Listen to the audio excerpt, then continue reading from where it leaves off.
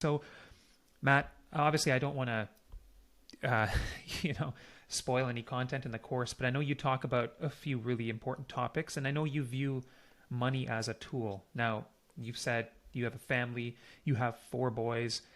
So, I guess what are the most important tools that you use in your life? Like, is it more controlling spending? Is it basically striving to live a life according to your core values, or is it success with investing, or a combination of all these things? Maybe you can just kind of speak to, what are the most important tools that you use to ensure that you and your family stay on the right path? Yeah, I think it's really not complicated. I think everybody who's listening to this podcast already knows how important it is to control your spending and Mm-hmm. save diligently and follow an evidence-based approach to investing. Um, but I think that for me, the most important thing that is sometimes overlooked is really about doing whatever you have to do to figure out what your personal values are. And I know values is kind of a cliche word, and I hate Mm-hmm. cliches, but it's so important because I think the big issues and problems in finance can't actually be solved with spreadsheets. Personal finance is personal. There's another cliche for you, but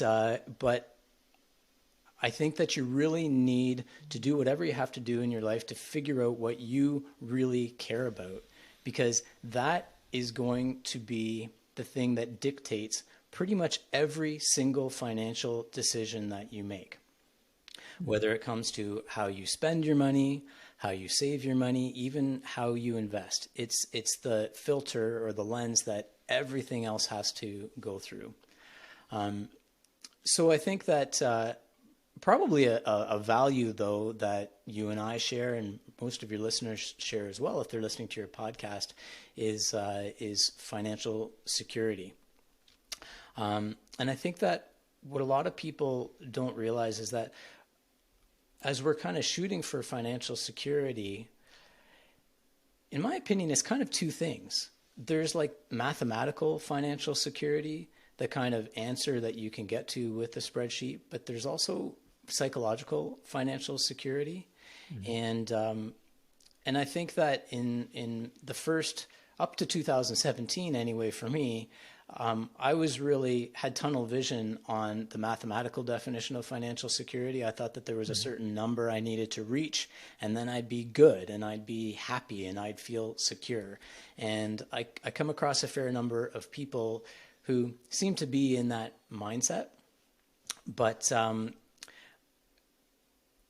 but I think that if we really sit down and understand what we want our money to do for us in our life, then we may realize that that's not necessarily the only answer, and sometimes we need to break out of that mold, um, and realize that this actually goes back to the podcast that you did on the arrival fallacy.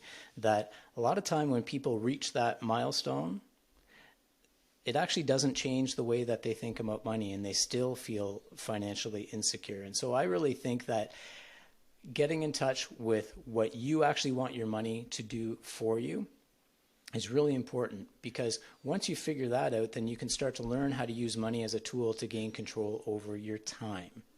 And Mm-hmm. I think that's what really gives you financial security, because once you have control over your time, then you can use your time to do what's important to you in your life, whether it's spending time with your family, spending time in charitable causes, working on projects that are really important to you. Maybe it's, Mm-hmm. all these things that are outside of medicine. Medicine's really important, but there's lots of things that are outside of medicine that are just as important, and sometimes for some of us even more important.